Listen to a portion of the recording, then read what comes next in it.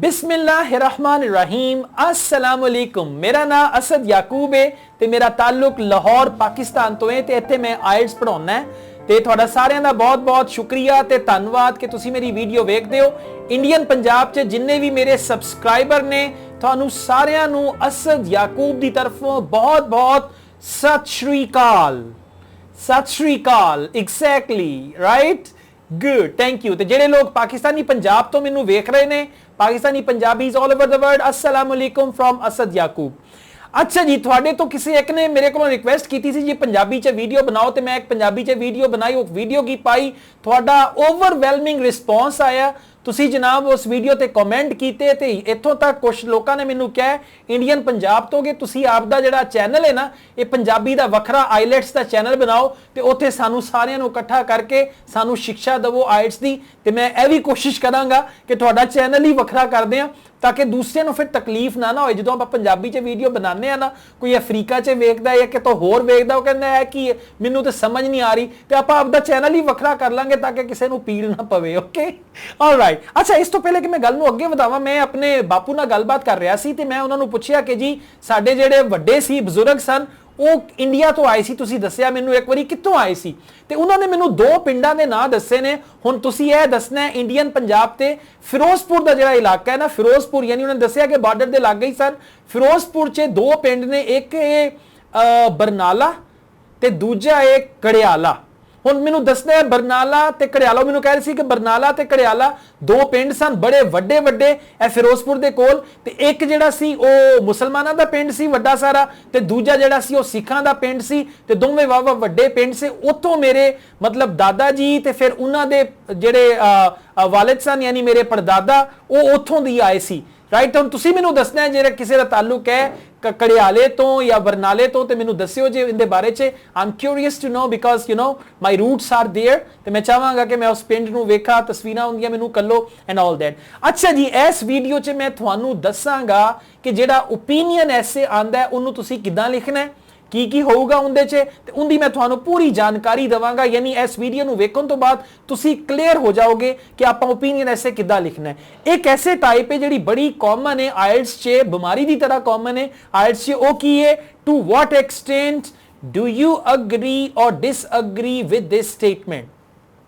हुण हुंदा की है जदों वो कहंदे ने ना to what extent do you agree और डिसअग्री, कि किस हद तक तुसी अग्री करदे हो, किस हद तक तुसी डिसअग्री करदे हो। मतलब हुण इनदा मतलब है, एक हुंदा what is your opinion, right, लेकिन जो कहना to what extent do you agree और डिसअग्री, या फिर कहन how far do you agree और डिसअग्री, इनदा मतलब है कि किन्ना अग्री कर रहे हो, किन्ना डिसअग्री कर रहे हो। ते इंदे वास्ते तुसी 4 पैराग्राफ भी लिख सकते हो। पहले पैराग्राफ च तुहाडा ओपीनियन आ गया, पहले पैराग्राफ च तुहाडा इंट्रोडक्शन आ गया, दूजे पैराग्राफ च जिस चीज ना तुसी अग्री करदे हो वो लिखदे हो, तीजे पैराग्राफ च जिस चीज ना तुसी डिसअग्री करदे हो वो लिखदे हो, ते चौथे पैराग्राफ च आप कंक्लूड कर देंगे ऐसे नू। ठीक है, क्योंकि मैं एक चीज नोट की है कि बहुत सारे जिहड़े साडे स्टूडेंट्स ने उन्हां दा पैटर्न जिहड़ा ना राइटिंग दा, वो पैटर्न ही सही नहीं है। ते जदों पैटर्न सही नहीं होएगा फिर 5 बैंड आणगियां ते फिर तुसी रोंदे हो कि मेरी फिर 5 बैंड आ गई। भी तेरी फिर 5 बैंड वो इस वास्ते आई कि तैनूं पहले करतूत करके आया सी, फिर वही करतूत करके आया, जिहो जिहियां करतूतां ते ओहो जिहियां बैंडां, यही होगा। ठीक है, ऑलराइट, सॉरी अबाउट दैट। हाँ, पंजाबी जो मैं बोलना तो मैं अपने आप चो बाहर निकल जाना है। तो हुण आपां सीखांगे कि किद्दां आपदा बैंड जिहड़ा है उन्नू इनक्रीज करना है। ठीक है, हुण ऐसे दा टॉपिक है, मैं तुहाडे वास्ते पढ़न लगा। To what extent do you agree disagree topic है, इंदे वास्ते यह भी आ सकता है how far do you agree और डिसअग्री।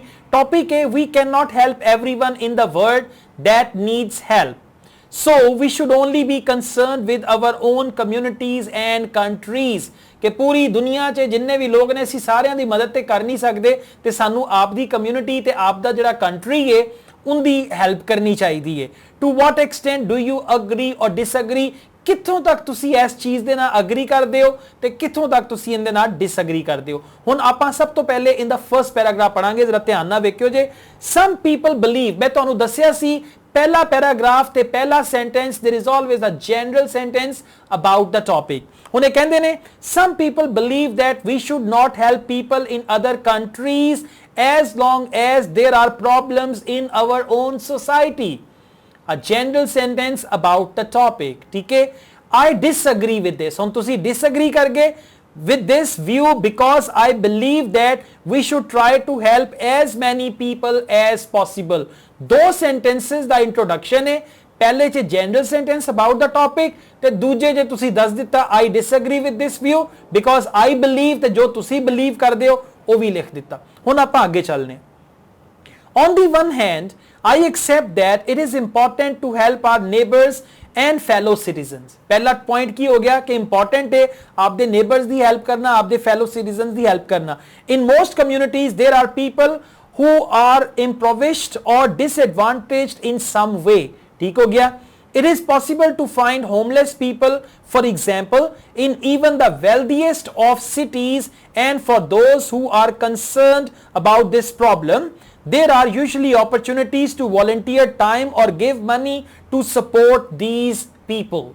ठीक है, हुण असी एक हद ते जिहड़ी चीज है उन्होंने दस रहे हैं।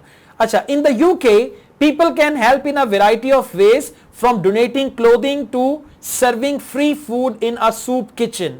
As the problems are on our doorstep and there are obvious ways to help, I can understand why some people feel that we should prioritize local charity.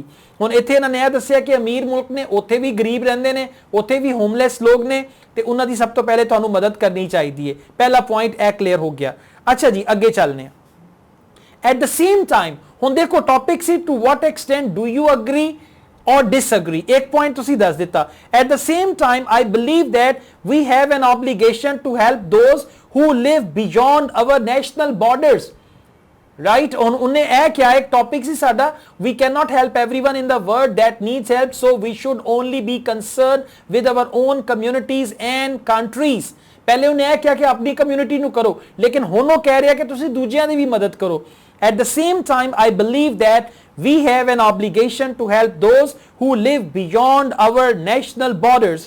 In some countries, the problems that people face are much more serious than those in our own communities, and it is often even easier to help.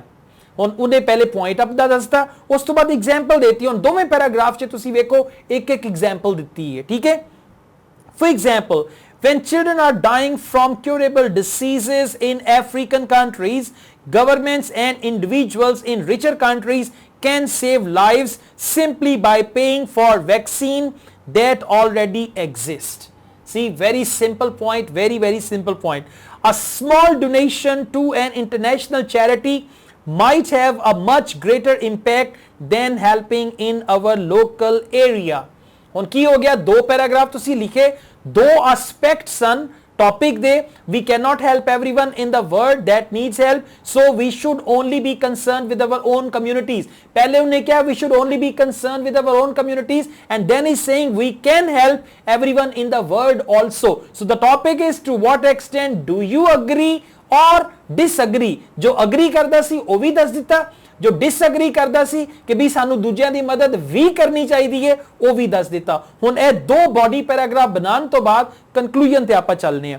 In conclusion, it is true that we can not help everyone, कि मन लिया कि असी सारियां दी मदद ते नहीं कर सकदे, but in my opinion national boundaries should not stop us from helping those who are in need. Very simple ऐसे 280 वर्ड्स ते गैस करूं भला इस ऐसे नु कितना बैंड मिलूगा, कितना 9 बैंडा मिलणगियां इस ऐसे नु। जे इदां दा लेखा है ना, 9 ना भी आईयां ते 8 ते तुहाडियां आई जाणगियां। ठीक है, इस तरीके नाल तुसीं ऐसे लिखना है। मैं कोशिश करांगा होर भी वीडियोस बनावां जिंदे च जिहड़े मेन टॉपिक्स ने या जिहड़ी मेन टाइप है ऐसे दी वो तुहानूं मैं सारिआं नूं दसदा कि किदां तुसीं उहनूं लिखना है। ਹੁਣ ਐਸੇ ਦੀ ਪ੍ਰੈਕਟਿਸ ਕਰਨ ਦਾ ਬਿਹਤਰੀਨ ਤਰੀਕਾ ਹੈ ਕਿ ਮੰਨ ਲਓ ਕਿ ਜੀ ਇਹ ਵਾਲਾ ਜਿਹੜਾ ਐਸੇ ਆ ਨਾ ਇਹ ਰੋਲ ਮਾਡਲ ਹੈ ਮੇਰੇ ਵਾਸਤੇ, ਮੈਂ ਇਦਾਂ ਦਾ ਐਸੇ ਲਿਖੂੰਗਾ।